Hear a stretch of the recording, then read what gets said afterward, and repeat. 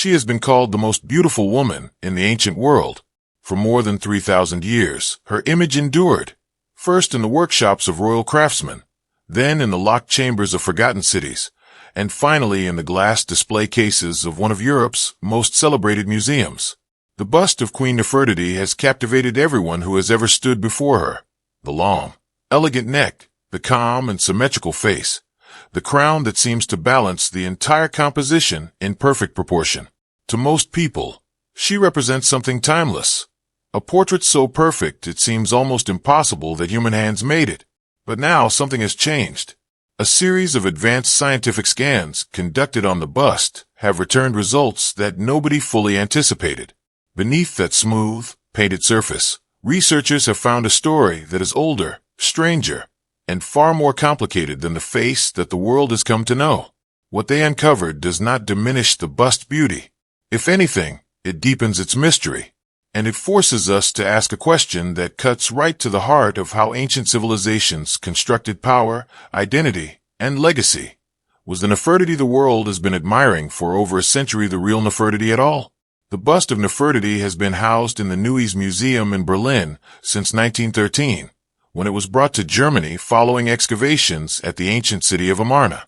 In the decades since, it has been studied, photographed, replicated, and debated more than almost any other artifact from the ancient world. Scholars believed they understood it well. They knew it was made from limestone and coated in painted stucco. They knew it was created around 1345 BCE.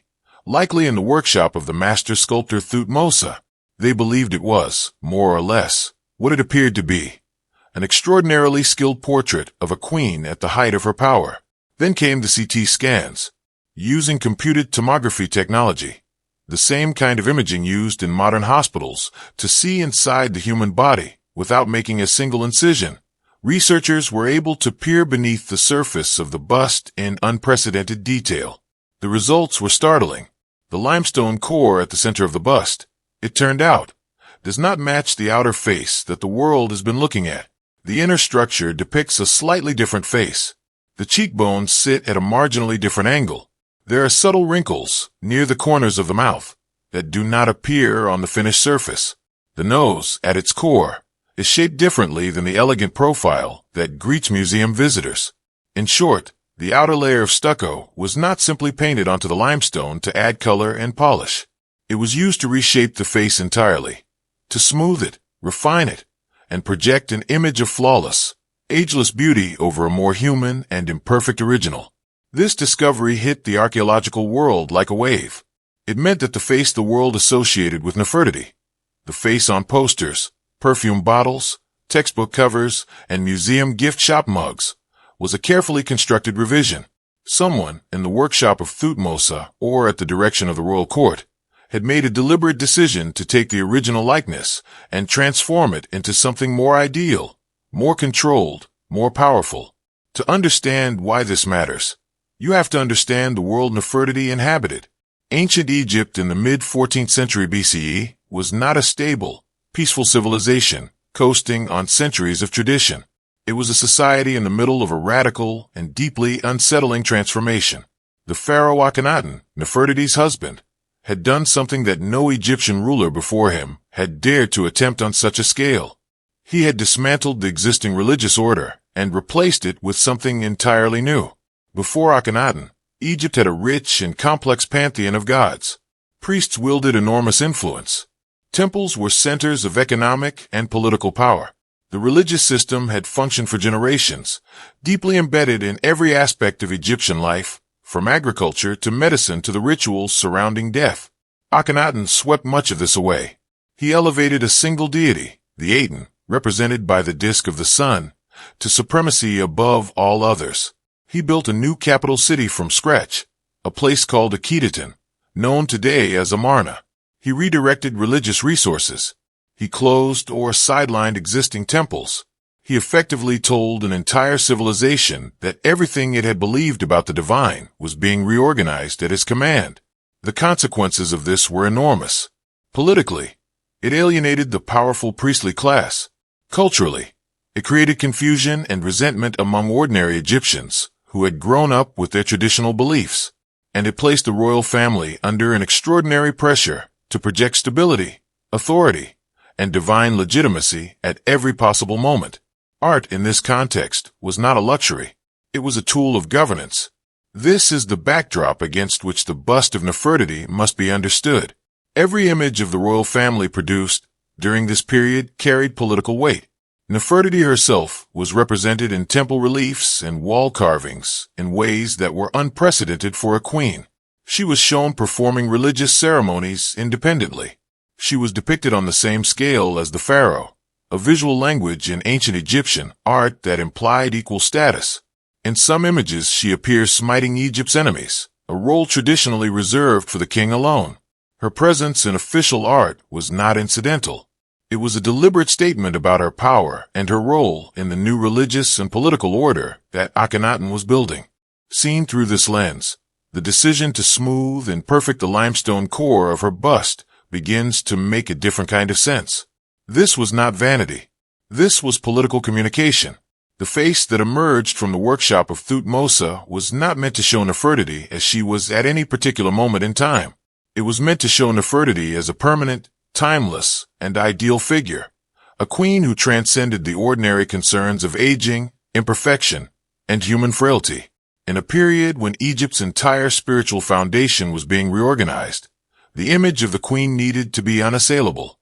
The CT scans did not only reveal that the outer stucco layer had been used to reshape the face, they also confirmed something that had long puzzled researchers about the bust's physical construction: the left eye. Anyone who looks closely at the bust of Nefertiti will notice that something is different about the two eyes. The right eye is complete. It contains an inlay of polished quartz, meticulously placed and fixed in position with a dark resin or paint, giving it a startlingly lifelike appearance. It catches the light. It gives the impression of depth and presence. The left eye is simply empty. The socket is there, carved into the limestone, but no inlay was ever installed. The eye that should mirror the right in every detail instead shows nothing but bare stone.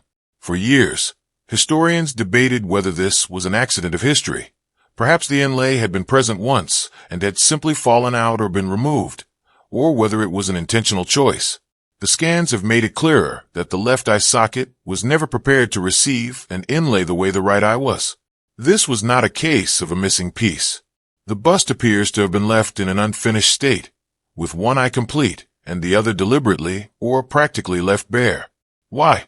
Several theories have been proposed. Some researchers suggest that the bust was a master model, a sculptor's reference work used to train apprentices and guide future commissions, and that it was never intended to be fully completed or displayed publicly. In this reading, the left eye's absence is not a flaw, but a feature, a reminder that this was a workshop piece, not a finished royal portrait for public veneration. Others argue that there may have been a symbolic or ritual reason for leaving one eye incomplete, though the specific meaning has not survived in any known text. And still others believe the bust was simply abandoned when the Amarna period came to its abrupt and chaotic end, left in Thutmose's workshop when the royal court departed and the city began to be dismantled. Whatever the explanation, the empty eye adds something unexpectedly moving to the bust. In a face that otherwise projects perfect, almost inhuman control and composure, the unfinished socket is a crack in the surface, a place where the machinery of image construction becomes visible, where we are reminded that this object was made by human hands working under specific pressures, constraints, and conditions that we do not fully understand. The physical mysteries of the bust are inseparable from the historical mysteries of the woman it depicts. At some point during the reign of Akhenaten, Nefertiti simply stops appearing in the official record, not gradually, not with any clear explanation.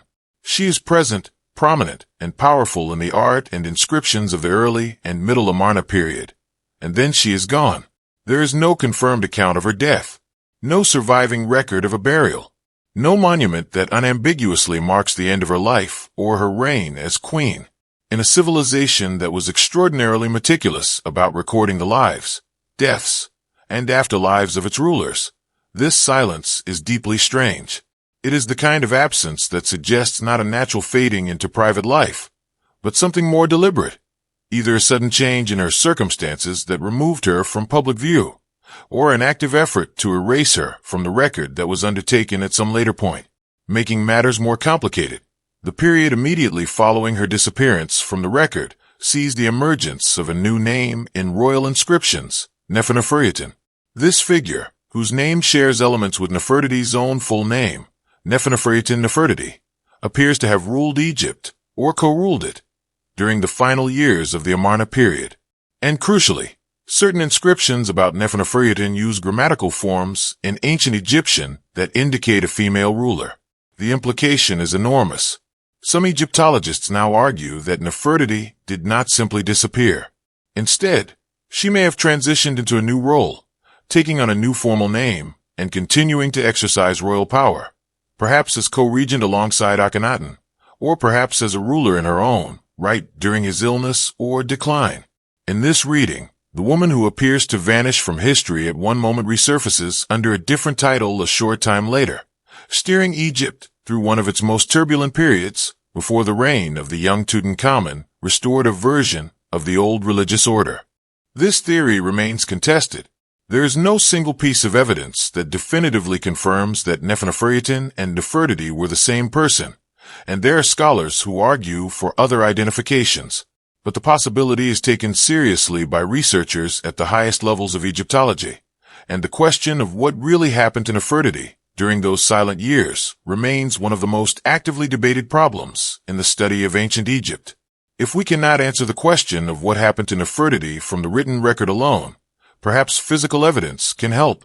In recent years, attention has turned to the tombs of the Valley of the Kings and to what modern genetic and forensic science can reveal about the unidentified royal mummies found there. One tomb in particular has become central to this investigation. KV-21, a small and relatively modest tomb discovered in the early 19th century. Inside it, archaeologists found two female mummies. For most of the time since the tomb's discovery, these mummies remained largely unstudied, anonymous remains from an anonymous burial. But advances in ancient DNA analysis and CT imaging have changed what is possible to learn from them. Testing on one of the mummies, designated KV-21b, has suggested a genetic connection to the royal lineage of the late 18th dynasty, the same bloodline that included Akhenaten and Tutankhamun. This places her, at minimum, in the right family at the right time to be someone of significance. But the physical evidence uncovered by the scans revealed something else entirely. Signs of serious trauma to the body. Fractures. Injuries consistent with violent force applied around or shortly before death. What this means remains disputed. The damage could have occurred after death, through thousands of years of rough handling or tomb disturbance. Or it could be evidence of something darker, a violent end to a life that had been lived at the dangerous intersection of religion, politics, and royal power. The injuries alone cannot tell us who this woman was, but they remind us that the world Nefertiti inhabited was not only beautiful and ceremonial, it was also ruthless, and the risks of operating at the center of Akhenaten's religious revolution were real. Some researchers have proposed the possibility that KV-21b may be Nefertiti herself. Others point to different candidates, or caution that the evidence is far too incomplete to make such a claim. What everyone agrees on is that the question is worth pursuing, and that future advances in genetic sequencing and forensic analysis may eventually bring answers that current technology cannot yet provide. After the death of Akhenaten and the brief reign of Tutankhamun, the religious experiment of the Amarna period was dismantled. Egypt's new rulers and their officials set about systematically restoring the traditional religious order and suppressing the memory of those who had disrupted it. Temples to the traditional gods were reopened. Inscriptions mentioning Akhenaten were defaced or destroyed. Images of the royal Amarna family were removed from monuments across the country. Nefertiti was not exempt from this campaign of erasure. Her name was chiseled out of inscriptions. Her image was removed from public spaces. The city of Akhetaten was abandoned, quarried for building materials, and eventually buried under centuries of desert sediment. The official history of Egypt was rewritten to skip over the Amarna period as completely as possible, to move directly from the pre-Akhenaten pharaohs to Hormheb, who worked hard to position himself as the legitimate successor to a tradition that had never been interrupted. It is one of history's great ironies that the very thoroughness of this erasure is part of why Nefertiti became so famous again in the modern era. Because her image was suppressed, the bust that sat for more than 3,000 years in the ruins of Thutmose's workshop was never melted down, never repurposed, never systematically damaged. When the excavations of 1912 uncovered it, it emerged essentially intact, the painted stucco still vibrant, the carved crown still upright, the face still composed and serene. The attempt to erase her had, in a sense, preserved her. The new scans add one more layer to this story. They reveal that the face we see today is itself a kind of construction, a vision of Nefertiti that was crafted with purpose and care, shaped over an earlier, more unguarded likeness to project a message of power and permanence. The layers of meaning that have accumulated around this object over 3 millennia are extraordinary.